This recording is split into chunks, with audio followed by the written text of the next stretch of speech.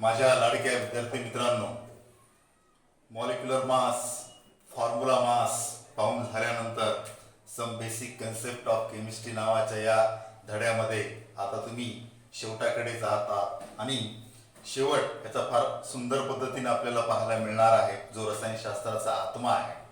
मग शेवटी दिलेल्या कन्सेप्टचं नाव काय आहे तर आपल्याला असं पुस्तकात पाहिल्यावर कळेल की मोल कन्सेप्ट आणि मोलार मास. म्हणजे सुरुवातीला मोल कन्सेप्ट आणि एकदा मोल कन्सेप्ट कळाला की त्यानंतर मोलार मास हे काय आहे, या दोन गोष्टी, त्याच्यावर विचारले जाणारे न्यूमेरिकल्स, त्या न्यूमेरिकल्सवर आधारित असलेले ऑब्जेक्टिव्ह, मग ते नीट, सीईटी, जीडब्ल्यू मेन्स, ॲडव्हान्स कुठल्याही परीक्षेचे असो, या सगळ्या गोष्टी आपल्याला इकडे आता चर्चेला घ्यायच्या आहेत. पण तत्पूर्वी सगळ्यात अगोदर आपण या दोन भागापैकी मोल कन्सेप्टला इकडे आज सुरुवात करतोय. पहा विद्यार्थी मित्रांनो, जर मोल कन्सेप्ट हा रसायनशास्त्राचा आत्मा असेल तर निश्चितच काहीतरी खास असं या भागामध्ये दडलेलं आहे. म्हणजे नेमकं आता पहा की समजा आपल्याला एखाद्या गोष्टीचा ग्रुप है ना, कुठलं तरी विशेषण लावून व्यक्त करायचं असेल, थोडं व्यवस्थित आहे का. समजा मी बाजारात गेलोय, मला केळी विकत घ्यायची आहे आणि मग त्या केळी विक्रेत्याला जर मी असं बोललो की मला 1 डझन केळी हवी आहे, म्हणजे मी तिथे संख्यात्मक विशेषण वापरलं. विद्यार्थी मित्रांनो, मुद्दा हा समजून घेण्यासाठी आपण आपल्या कॉमन लाईफ मधलं एक्झाम्पल इकडे विचारामध्ये घेतोय. मग 1 डझन केळी हवी आहे म्हणजे डझन हे तुम्ही तिथे संख्यात्मक विशेषण वापरलं, तेव्हा त्या विक्रेत्याला कळालं की याला 12 केळी हवी आहे. म्हणजे अगदी आपण जर पाहिलं तर एखादा सबस्टन्स आपण जर विचारामध्ये घेतला, कितीही छोटा अमाऊंट ऑफ सबस्टन्स जर आपण विचारामध्ये घेतला तर त्याच्या आत large number of items, ions आणि मॉलिक्युल्स प्रेझेंट असतात.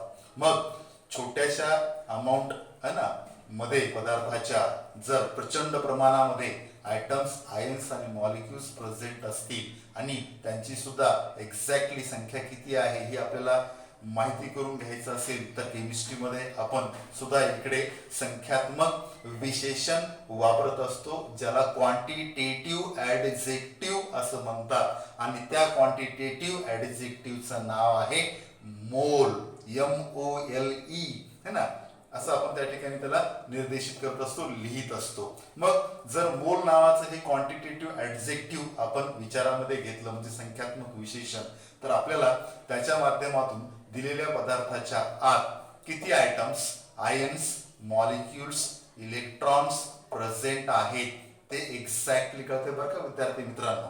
मग निश्चितपणे या ठिकाणी जर असल्या प्रकारच्या सब मायक्रोस्कोपिक पार्टिकल्स बद्दल सुद्धा जे क्वांटिटेटिव्ह ऍडजेक्टिव्ह ज्याचं नाव मोल आहे माहिती देण्याचे काम करत असेल तर आपल्याला हा मोल कन्सेप्ट समजून घेणं बरं का तितकंच महत्वाचं आहे. म्हणजेच या ठिकाणी आपल्याला काय करायचं की आता व्याख्येच्या माध्यमातून है ना हा मोल कन्सेप्ट समजून घ्यायचा आहे. म्हणजे आपल्याला जर कोणी विचारलं की 1 मोल ऑफ सबस्टन्स म्हणजे सबस्टन्सचं किती अमाऊंट, मला व्यवस्थित ऐका बरं का, शब्दाला फार महत्व आहे. तर मग 1 मोल सबस्टन्सची आपण व्याख्या तिकडे सांगत असतो. पहा मित्रांनो, व्याख्या सांगत असताना आपण कार्बन 12 नावाचा जो आयसोटोप आहे त्याला स्टँडर्ड मानलेला आहे आणि इथे सुद्धा 1 मोल सबस्टन्सची व्याख्या सांगत असताना त्या ठिकाणी कार्बन 12 आयसोटोपलाच आपल्याला इकडे विचारामध्ये घ्यावं लागतं. मग 1 मोल सबस्टन्सची व्याख्या काय होते की आता आपण सुरुवातीला आपल्या भाषेमध्ये समजून घेऊ. मी बोर्डवर इकडे ती व्याख्या लिहिलेली आहे, नंतर मी बोर्डकडे पण जाणार आहे, पण शेवटपर्यंत तुम्हाला मला व्यवस्थित ऐकायचं आहे, ठीक आहे. मग आपण सांगत असतो की 12 ग्राम कार्बन मध्ये, विद्यार्थी मित्रांनो व्यवस्थित ऐका, ऑब्जेक्टिव्ह सोडवायचे तुम्हाला तगड्या मोठ्या मोठ्या परीक्षेचे है ना, म्हणून कानामध्ये उकळलेल्या शिशाचं तेल टाकायचं. 12 ग्राम कार्बन मध्ये, किंवा तुम्ही हे वजन कार्बनचं किलोग्राम मध्ये सांगू शकता. म्हणजे 12 म्हणजे अर्थात 12 इंटू 10⁻³ किलोग्राम कार्बन मध्ये जेवढे कार्बनचे आयटम्स प्रेझेंट असतात तितकेच जर है ना आयटम्स त्या पदार्थाचे त्या है ना पदार्थामध्ये प्रेझेंट असतील तर त्याचं टोटल अमाऊंट हे 1 मोल इतकं असतंय. म्हणजे मराठी भाषेत सगळा खुलासा करायचा मी तुम्हाला मागेच सांगितलं, खूप कठीण काम आहे, पण तुमच्यासाठी मी या सगळ्या गोष्टी करतोय. म्हणजे मी काय बोललो पायकडे हेच इंग्रजीमध्ये इथे लिहिलंय. 1 मोल सबस्टन्सची डेफिनेशन, म्हणजे अजून तुम्हाला जास्त प्रमाणामध्ये चांगल्या पद्धतीने हे चित्र जे आहे ते क्लिअर व्हायला मदत होईल. पहा, मोल कन्सेप्ट मध्ये आपण डेफिनेशन पाहते 1 मोल ऑफ सबस्टन्सची. मित्रांनो, जे मराठीत बोललोय ना त्याला आता आपण इंग्रजी समजून घेऊ, म्हणजे अजून चांगल्या प्रकारे खुलासा होईल. पहा, 1 mole of the substance is defined as the amount of substance that contains the number of particles. मतलब हे पार्टिकल्स आयटम असू शकतात, आयन्स असू शकतात, मॉलिक्युल्स असू शकतात, इलेक्ट्रॉन्स असू शकतात, ज्याला आपण सब मायक्रोस्कोपिक पार्टिकल्स असं म्हणत असतो, है ना. So that is atoms, ions, molecules or electrons as present in 12 gram or 12 into 10 to the power minus 3 है ना किलोग्राम ऑफ कार्बन 12 आयसोटोप. पहा विद्यार्थी मित्रांनो, आता चित्र तिकडे क्लिअर झालं असेल. मी परत एकदा सांगतो. 12 ग्राम कार्बन किंवा 12 into 10 to the power minus 3 kilogram of carbon मध्ये कार्बनचे जेवढे आयटम्स प्रेझेंट असतात तितकीच है ना आयटम्स त्या त्या पदार्थांचे त्यांच्या है ना आत प्रेझेंट असतील तर ती क्वांटिटी है ना 1 मोल ऑफ सबस्टन्स म्हणून ओळखल्या जाते. आता प्रश्न असा आहे की 12 ग्राम कार्बन मध्ये मग कार्बनचे किती आयटम्स असतील, लक्षात घ्या. म्हणजे 12 ग्राम कार्बन मध्ये कार्बनचे किती आयटम्स असतील त्याच्यावरून आपल्याला कळेल की 1 मोल ऑफ सबस्टन्स. मग तो कुठलाही पदार्थ घ्या रे, कुठलाही घ्या, तुम्हाला फुल परमिशन जोडपे सरांची, काय विषय नाही, अमेरिकेचा ऑस्ट्रेलियाचा. मग कुठल्याही पदार्थाची क्वांटिटी जर आम्ही 1 मोल घेतली तर त्या 1 मोल कुठल्याही पदार्थाच्या क्वांटिटीमध्ये तितकेच आयटम्स यायला पाहिजे त्या त्या पदार्थांचे जेवढे 12 ग्राम कार्बन मध्ये कार्बनचे आयटम्स प्रेझेंट आहेत. मग मुद्दा असा आहे की 12 ग्राम कार्बन मध्ये एक्झॅक्टली आयटम्स किती असतात है ना. म्हणजे निश्चितच आता या गोष्टीचं उत्तर आपल्याला एका प्रॉब्लेमच्या माध्यमातून विचारामध्ये घ्यायचं. विद्यार्थी मित्रांनो बघा, इकडे मी लिहिलं calculate number of items present in 12 gram of carbon 12 isotope. म्हणजे 12 ग्राम कार्बन मध्ये प्रेझेंट असलेल्या कार्बनचे एक्झॅक्ट किती आयटम्स असतात ते कॅल्क्युलेट करा. आता यासाठी तुम्हाला 2 गोष्टी माहित पाहिजे. नंबर 1, त्या ठिकाणी एका कार्बन आयटमचं ग्राम मध्ये दिलेलं mass of 1 carbon atom in gram. आता कसं कॅल्क्युलेट करायचं आपण मागे बघितलं. उघडावा ह्या तुमच्या सगळ्या मागच्या सगळ्या गोष्टी जर तुम्हाला आठवत असतील तर पुढे शिकायला मजा आहे विद्यार्थी मित्रांनो, है की नाही. आणि दुसरी गोष्ट आहे की 1 मोल ऑफ है ना कार्बन त्याचं मास, म्हणजे मास ऑफ 1 मोल ऑफ कार्बन. ठीक आहे. आता मास ऑफ 1 मोल ऑफ कार्बन कसं ठरवलं, तुम्ही जर मला प्रश्न विचारला तर जेव्हा आपण मोलार मास पाहणार आहोत ना पुढच्या भागामध्ये तेव्हा हे चित्र क्लिअर होणारच आहे. पण सध्या एवढं लक्षात ठेवायचं की जर 12 ग्राम कार्बन मध्ये एक्झॅक्टली किती आयटम्स प्रेझेंट असतील हे आम्हाला कॅल्क्युलेट करायचं असेल तर त्या ठिकाणी कार्बनच्या 2 गोष्टी माहिती असणं आवश्यक आहे. पहिलं mass of 1 carbon atom in gram आणि number 2 mass of 1 mole of carbon items. आपल्याला माहिती आहे मास ऑफ है ना 1 कार्बन आयटम है ना इन ग्राम्स किती आहे, मी तर बोर्डवर लिहिलं हे पहा. mass of 1 carbon atom is equal to 1.992648 into 10 to the power minus 23 grams per atom.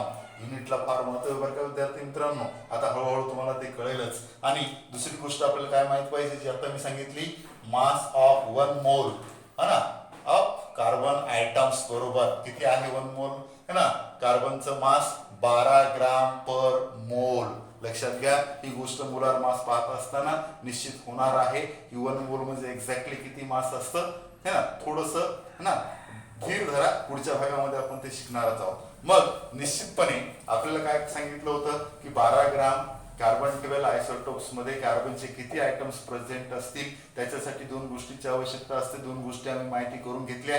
आता साधं सरळ कॅल्क्युलेशन आहे, पहा इकडे बोर्डकडे. मी लिहिलं therefore number of items present in 1 मोल. 1 मोल म्हणजे आता किती, काही काळासाठी गृहीत धरा 12 ग्राम ऑफ कार्बन 12 आयसोटोप. ठीक आहे बरोबर. मग काय करायचं, मास ऑफ 1 मोल ऑफ कार्बन म्हणजे 1 मोल कार्बनचं जेवढं मास आहे त्याला कार्बन एका कार्बन आयटमच्या मासनी डिवाइड करायचं. मग मी तर फॉर्म्युला लिहिलाय बघा, मास of 1 mole of carbon divided by mass of 1 carbon item. ठीक आहे. म्हणजे तुम्हाला कुठल्याही काय आयटम्सचे त्या ठिकाणी म्हणजे कुठल्याही एलिमेंटचे नंबर ऑफ आयटम सांगायचे असतील तर तुम्ही कार्बनच्या ठिकाणी तो एलिमेंट तिकडे ठेवा, फॉर्म्युला हाच वापरा, काही फरक पडणार नाही. चला, मास ऑफ 1 मोल ऑफ कार्बन किती आहे भाऊ? आपण आताच वर लिहिलं 12 ग्राम पर मोल. आणि एका कार्बन आयटमचं मास किती आहे? 1.992648 इंटू 10⁻⁻23 ग्राम पर मोल. म्हणजेच एक कार्बन आयटमच्या मासनी एक मोल कार्बनच्या मासला जर आपण डिवाइड केलं तर विद्यार्थी मित्रांनो आपल्याला उत्तर मिळते 6.022136 इंटू 10⁻+23 आयटम्स पर मोल. आता इथे युनिट कसं सेट झालं? तुम्ही जर मला प्रश्न विचारला की सर हे युनिट कसं सेट झालं एकदा समजावून सांगा बरं. बघा इकडे मी काय केलं, सिम्पली हा ग्राम आणि खाली काय आहे हे पर म्हणजे भागिले, हे जे दिसते ना हे भागाकार, पहिला पर म्हणायचं, ग्राम पर ग्राम कॅन्सल. आता खाली हा पर आयटम आहे, पर आयटम जर वर गेला तर काय होईल? आयटम. इथं ऑलरेडी वर काय आहे? पर मोल. हे पहा आयटम्स पर मोल म्हणजेच 12 ग्राम कार्बन मध्ये अर्थात 1 मोल कार्बन मध्ये प्रेझेंट असलेल्या विद्यार्थी मित्रांनो है ना आयटम्सची संख्या ही निश्चित आपण ठरवली 6.022137 पुढे जे काय असेल इंटू 10⁻+23 आयटम्स है ना पर मोल है ना. म्हणजे निश्चितच जर आपण 1 मोल कार्बन घेतला अर्थात 12 ग्राम कार्बन तिकडे विचारात घेतला अर्थात 12 इंटू 10⁻³ किलोग्राम ऑफ कार्बन विचारात घेतला तर त्याच्या आत येणाऱ्या एकूण कार्बन आयटमची संख्या एक्झॅक्टली आपल्याला कळाली. मी परत एकदा सांगतो किती आहे? 6.022 इंटू 10⁻+23 आयटम्स. म्हणून आपल्याला सांगावं लागतं काय? कुठल्याही 1 मोल सबस्टन्स मध्ये, आता व्यवस्थित ऐकायचं, कुठल्याही 1 मोल सबस्टन्स मध्ये, मग सबस्टन्स कोणता असू दे, प्रेझेंट असलेल्या आयटमची संख्या निश्चित असते आणि ती किती असते? 6.022 इंटू 10⁻+23. बघा मी इकडे लिहिलं.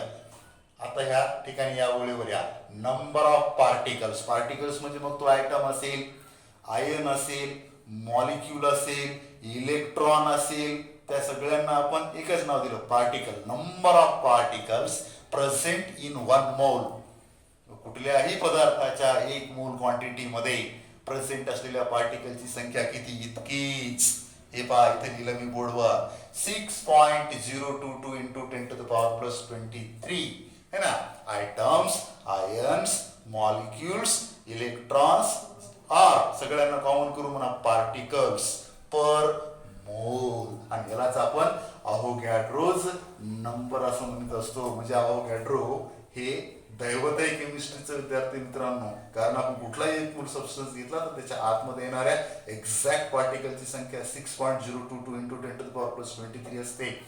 इतकं जबरदस्त कॅल्क्युलेशन, एवढं मोठ्या प्रमाणातलं संशोधन जे अहोगॅड्रो यांनी केलं त्यांच्या सन्मानार्थच आपण या 1 मोल सबस्टन्स मध्ये येणाऱ्या एकूण पार्टिकल्सला अर्थात आता परत संख्या वाचून दाखवायची नाही, आपण अहोगॅड्रोज नंबर असं म्हणत असतो. आणि त्याला इंडिकेट करण्यासाठी कॅपिटल एन आणि सबस्क्रिप्टला म्हणजे त्याच्या पायथ्याशी कॅपिटल ए असं लिहित असतो. हे पहा हे कॅपिटल एन पायथ्याशी कॅपिटल ए असं लिहित असतो. म्हणजे उद्या जर तुम्हाला विचारलं व्हॉट इज अहोगॅड्रोज नंबर तर त्याला सांगायचं, मग विचारणारा कुणी असू दे, की 1 मोल सबस्टन्स मध्ये प्रेझेंट असलेल्या एकूण आयटम्सची किंवा आयन्सची किंवा मॉलिक्यूलची किंवा इलेक्ट्रॉनची संख्या म्हणजे अहोगॅड्रोचा नंबर असतो. आणि ही संख्या किती असते आता सांगावंच लागेल. 6.022 इंटू 10⁻+23. आता मला असं वाटतंय खूप सुज्ञ आणि सुजान आहात, तुम्हाला मूल कन्सेप्ट पूर्णपणे कळाला असेल. तरी जाता जाता अजून काही गोष्टी याच्या आपल्या बॅच मध्ये आपण विचारामध्ये घेऊ. त्या गोष्टी कोणत्या बघा, मी काही फॅक्ट्स बोर्डवर लिहितो. पहा 1 मोल ऑफ ऑक्सिजन आयटम्स. पुढच्या भागामध्ये या सगळ्या गोष्टी आपल्याला विचारात घ्यायच्यात बरं का. 1 मोल ऑफ ऑक्सिजन आयटम्स पहा कंटेन्स is equal to काय लिहायचं 6.022 इंटू 10⁻+23 आयटम्स ऑफ ऑक्सिजन. बघा म्हणजे जर तुम्ही 1 मोल ऑक्सिजन आयटम घेतला तर त्यामध्ये ऑक्सिजन आयटम्स तितकेच असतात जे आता आपण कॅल्क्युलेट केले. अजून एक गोष्ट मला लिहायला आवडेल इकडे 1 मोल ऑफ, पहा बोर्डकडे व्यवस्थित तुम्हाला लिहून घ्यायचं, लिखाण काम करायचं, ग्रुपवर टाकायचं मला तपासणीसाठी. 1 मोल ऑफ वॉटर मॉलिक्युल्स, पहा वॉटर मॉलिक्युल्स कंटेन्स, बघा इकडे बोर्डकडे कंटेन्स काय लिहिणार 6.022 into 10 to the power plus 23 molecules of water. हा मुद्दा फार इंटरेस्टिंग आहे बरं का. पुढच्या भागामध्ये आपण सगळा क्लिअर करणार आहोत. अजून आपल्याला प्रॉब्लेम्स म्हणजे न्यूमेरिकल सोडवायचे, हे चित्र अजून जास्त तिकडे क्लिअर होणार आहे. म्हणजे जर तुम्ही 1 मोल वॉटर मॉलिक्यूल घेतला तर त्या 1 मोल वॉटर मॉलिक्युल्स मध्ये प्रेझेंट असलेल्या वॉटर मॉलिक्यूलची संख्या सुद्धा तितकीच असते. अवघाड्रोज नंबर. आता फॉर्म्युला मास आपण बघितलं होतं, त्याला आपण विचारामध्ये घेऊ. हे पहा 1 मोल ऑफ है ना formula mass of sodium chloride contains, पहा इकडे किती असणार त्याच्यामध्ये 6.022 into 10 to the power plus 23 है ना. काय म्हणू आपण त्याला फॉर्म्युला मास ऑफ NaCl. बरोबर आहे. फॉर्म्युला मास ऑफ NaCl म्हणजे तितके NaCl फॉर्म्युला मास तेवढेच प्रेझेंट असतील. म्हणजे अवोगाड्रो हे दैवत आहे हे निश्चित तिकडे आता क्लिअर होताना आपल्याला तिकडे पाहायला मिळते. विद्यार्थी मित्रांनो अजून चित्र प्रॉब्लेम सोडवत असताना आपल्याला तिकडं सॉल्व्ह करायचं आहे, स्पष्ट करायचं आहे. बरोबर. मग त्याच्यासाठी आता पटकन लिहून घ्या, लगेच पुढच्या भागामध्ये भेटू जिथे आपल्याला मोलार मास शिकायचं आहे. लिहा.